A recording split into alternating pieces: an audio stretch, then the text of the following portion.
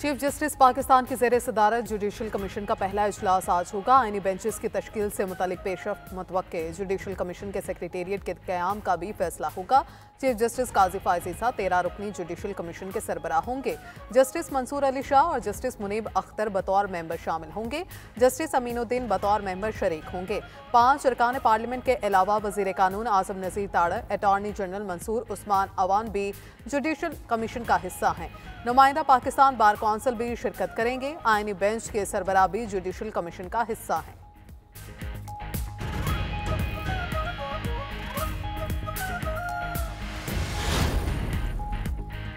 सरफसीज chiefs की मुद्दत मुलाजमत 3 साल से बढ़ाकर 5 साल करने का बिल मंजूर। सुप्रीम कोर्ट जजेस की तादाद 17 से बढ़ाकर 34 कर दी गई। इस्लामाबाद हाई कोर्ट के जजेस की तादाद भी 9 से बढ़ाकर 12 कर दी गई। हुकूमत की तूफानी कानून साजी, एक ही दिन में कौमी असम्बली और सेनेट के 6 बिल्स मंजूर करा लिए। पाकिस्तान आर्मी, एयरफोर्स और नेवी एक्ट तरमीमी बिल्स मंजूर। बिल्स के तहत आर्मी चीफ की मुद्दत मुलाजमत 5 साल होगी। जनरल की रिटायरमेंट के कवायद का इतलाक आर्मी चीफ पर नहीं होगा। तैनाती, दोबारा तैनाती या एक्सटेंशन की सूरत में आर्मी चीफ बतौर जनरल काम करता रहेगा। सर्विसेज चीफ्स की रिटायरमेंट के लिए 64 साल उम्र की हद भी खत्म। सर्विसेज चीफ्स की मुद्दत मुलाजमत भी 5 साल होगी।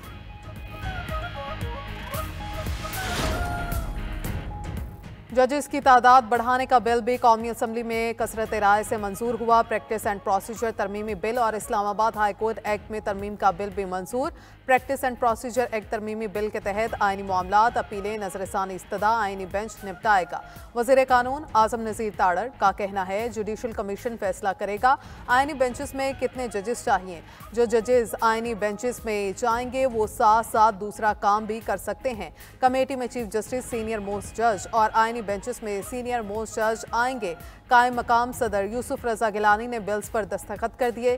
कौमी असम्बली और सेनेट से मंजूर बिल्स कानून बन गए।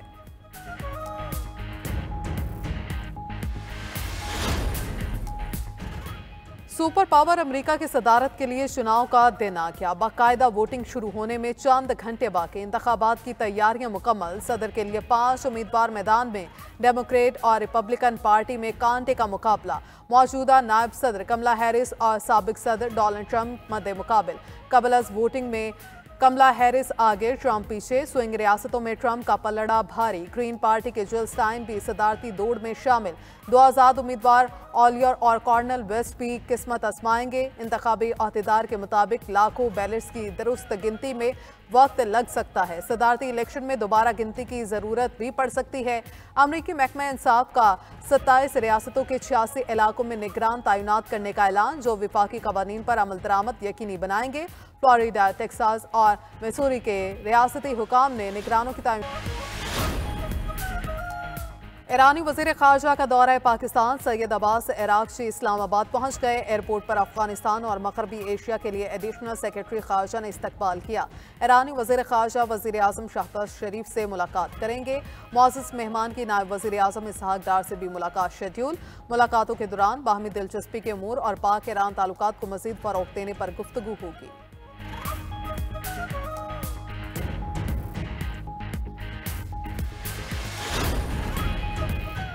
बागों का शहर फिर आलूदा तरीन शहरों में शामिल। लाहौर और गिरदोनवा में स्मोक का राज। एयर क्वालिटी इंडेक्स 400 से तजावुज़ कर गया। जहरीले धुएं के बाद सांस लेना मुहाल, आंखों में भी जलन।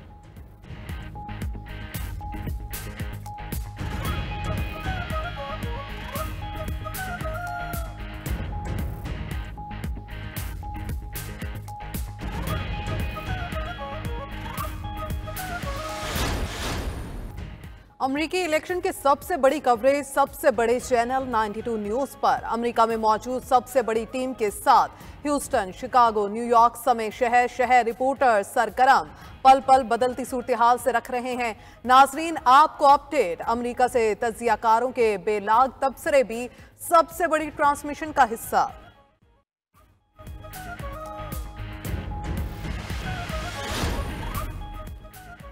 कौमी असम्बली में कानून साजी के दौरान अपोजिशन का शोर शराबा। बिल्स की कापियां फाड़ दी। स्पीकर डाइस के सामने जमा हो गए। हुकूमती और अपोजिशन अरकान आमने सामने आ गए।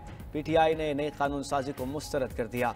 पार्लियामेंट हाउस के बाहर गुफ्तगू करते हुए चेयरमैन PTI बैरिस्टर गौहर ने कहा कोई भी बिल रूल्स के तहत मंजूर नहीं हुआ। बिल न कायमा कमेटी में पेश किए गए, न इन पर बहस हुई। अपोजिशन लीडर उमर अयूब ने कहा, यह तरमीम हुकूमत और फौज के लिए अच्छी नहीं। यही कवानीन शहबाज शरीफ और पीपल्स पार्टी के खिलाफ इस्तेमाल होंगे। इस वक्त इनके पास भागने का रास्ता नहीं होगा।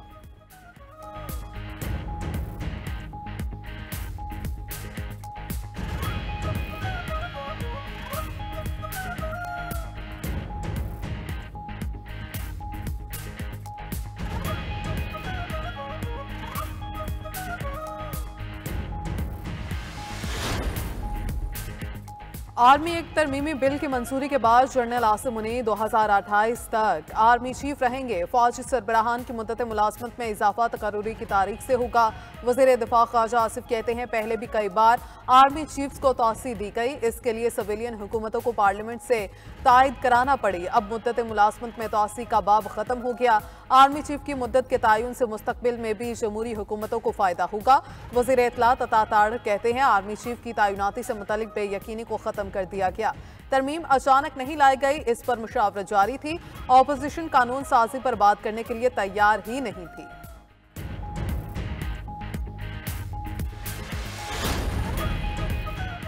नई कानून साजी 26वीं आईनी तरमीम की तौहीन है। पीपल्स पार्टी और मुस्लिम लीग नून को ऐसी कानून साजी नहीं करनी चाहिए। हुकूमत आज अपने ही अमल की नफी कर रही है। सरबराह जजवाए मौलाना फजलुर रहमान की इस्लामाबाद में न्यूज़ कॉन्फ्रेंस। कहा, हुकूमत इंसदाद दहशतगर्दी एक्ट में तब्दीली चाहती है।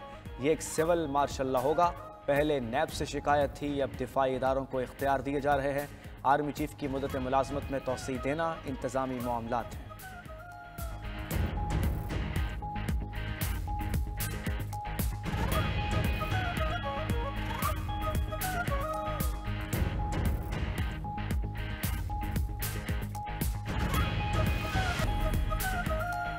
शरह सूद में 2.5% कमी। स्टेट बैंक ने नई मॉनेटरी पॉलिसी का ऐलान कर दिया। 2.5% कमी से शरह सूद 15% पर आ गई।